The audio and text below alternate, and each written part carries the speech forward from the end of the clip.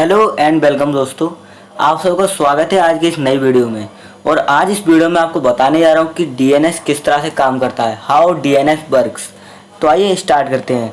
तो यहाँ पर मेरे पास कुछ इमेजेस हैं, उनके अंदर मैं आपको कुछ इन्फॉर्मेशन देने जा रहा हूँ कि डीएनएस किसने बनाया था और किसके कहने पर बनाया था और उसका यूज़ क्या है।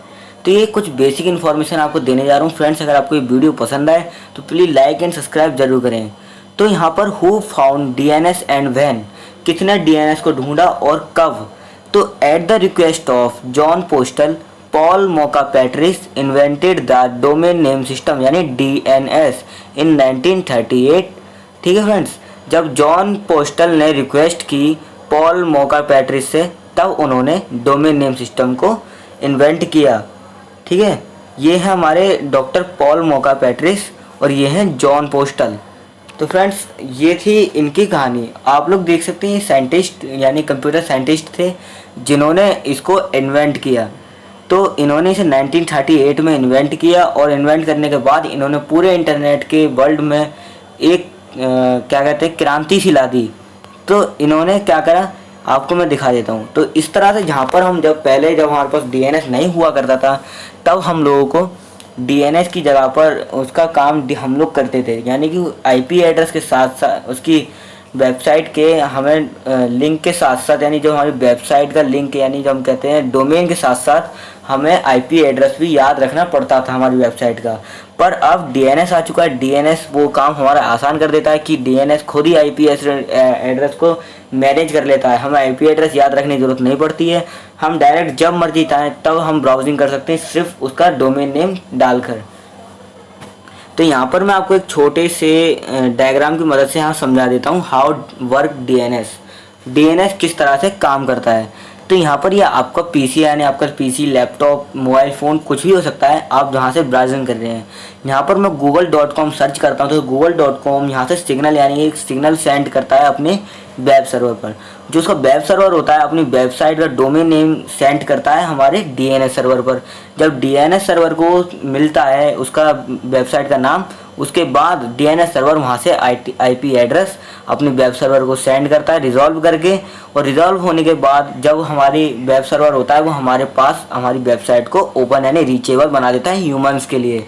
तो ये थी हमारी एक नॉर्मल सी ये था हमारा एक नॉर्मल सा फिजिशियन, यानी हम जैसे आराम से हम आपको बता सकते हैं कहीं भी। तो द इंटरनेट अपॉन डीएनएस, इसका मतलब क्या है कि जो डीएनएस है वो हमारे पूरे इंटरनेट की एक रीढ़ की हड्डी यानी एक बैकबोन है। जब तक डीएनएस नहीं होगा तब तक हमारा इंटरनेट ख़राब हो जाए, यानी बिल्कुल हम इंटरनेट का यूज़ नहीं कर सकते हैं। अगर हमारे पास डीएनएस नहीं होगा तो हमें पहले की तरह हर वेबसाइट की आईपी एड्रेस याद रखना पड़ेगा और ये बहुत ज़्यादा स्टफ हो जाता है फ्रेंड्स, इसीलिए इसे कोई ज़्यादा ज़रूरी नहीं समझेगा। तो यहाँ पर मैंने कुछ वेबसाइट्स ओपन कर रखी हैं। उन वेबसाइट्स के अंदर आपको पूरी इन्फॉर्मेशन मिल जाएगी कि डीएनएस क्या होता है और what is DNS and how does it works. तो मैं आपको बता दूं डीएनएस के बारे में कुछ छोटी सी information. The domain name system DNS यानी डीएनएस, इनका पहला शब्द ले रखा है इन्होंने, domain name system DNS resolve the name of internet site with their underlying IP addresses. उनके आईपी एड्रेसेस के साथ उनके डोमेन नेम को रिजॉल्व कर देता है क्योंकि इंसान उसे चला सके, यानी उसको रिजॉल्व करके हमारे पास रीचेबल बना देता है। Even security in the process और विद एफिशिएंसी, यानी कि उसको बहुत ही आराम से और सिक्योरिटी के साथ उसे बनाता है। तो हम यहाँ नीचे आ जाते हैं। नीचे आने के बाद वही आपको इन्फॉर्मेशन मिल जाती है कि उसको किस तरह से बनाया है। और मैं आपको एक इन्फॉर्मेशन और दे दूँ कि जैसे अगर हम इंसान लोग हैं, हम इंसान एक दूसरे से बातों के तरह हम बात करते हैं, उसी जगह पर कंप्यूटर अपने अंदर बाइनरी लैंग्वेज यानी बाइनरी लैंग्वेज से बातें करता है यानी न्यूमेरिकल में। तो इसीलिए आईपी एड्रेस को इन्वेंट किया गया था क्योंकि कंप्यूटर सिर्फ न्यूमेरिक भाषा ही समझता है। तो इसीलिए आईपी एड्रेस की भाषा कंप्यूटर आराम से समझ जाता है। तो हम यहाँ नीचे आ जाते हैं। नीचे आने के बाद हाउ डीएनएस सर्वर्स वर्क। तो the DNS directory that match name to names numbers is not located all in the place in some dark corner of the internet. जो डीएनएस होता है वो हर बार मैच नहीं होता है जो नंबर्स हो, यानी कि जो आईपी एड्रेस के नंबर से in the dark corner of the internet, जो डार्क कॉर्नर के होते हैं इंटरनेट के। Like the internet itself, the directory is distributed around the world, stored on domain name servers that all communicate with each other on a very regular basis to provide updates and redundancies. तो इसमें बताया गया है कि हम जो internet है वो पूरी दुनिया में अलग अलग जगह बटा हुआ है और वो हर जगह उस साइट को रीचेबल बनाता है, वो सिर्फ डीएनएस ही है। तो हम यहाँ से नीचे और आ जाते हैं, मैं आपको दिखा देता हूँ जो मेन इन्फॉर्मेशन मैं आपको दे देता हूँ। तो यहाँ पर आप लोग देखेंगे, यहाँ पर आपको सारी इन्फॉर्मेशन दे दी गई है यहाँ पर इस वेबसाइट में।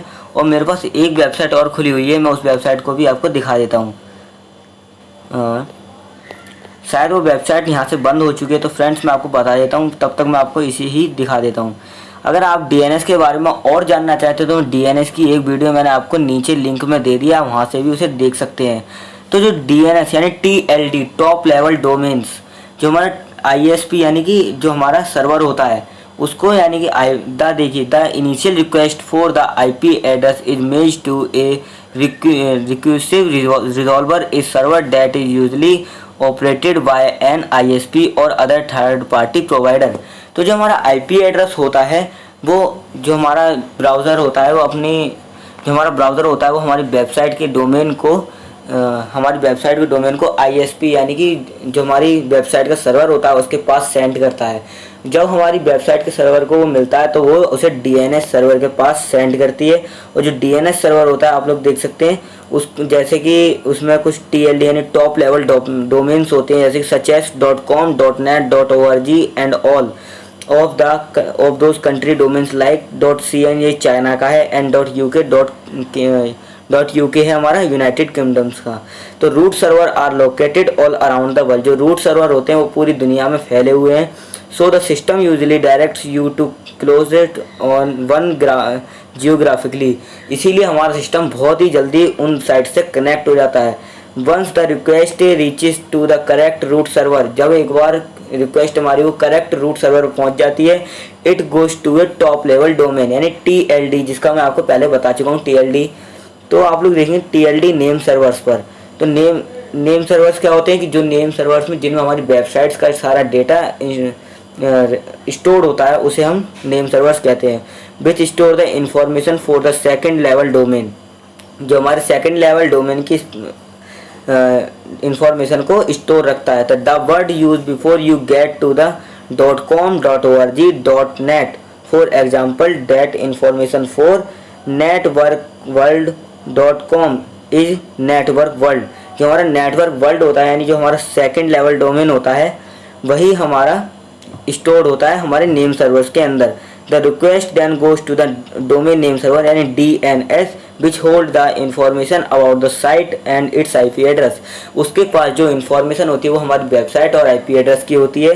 तो वो उसे once the IP address is discovered, जब हमारा DNS हमारे आईपी एड्रेस को डिस्कवर कर लेता है, it is sent back to the client, यानी वो हमारे आईपी एड्रेस को उठाकर हमारी वेब सर्वर वाले को भेज देता है। फिर वेब सर्वर उसे हमारे यानी क्लाइंट के पास भेज देता है।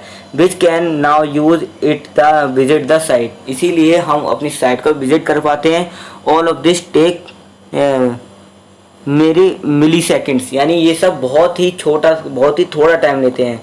Because DNS has been working for the past 30+ years, जो हमारा DNS है वो पिछले 30 साल से पहले से काम कर रहा है यानी चल रहा है।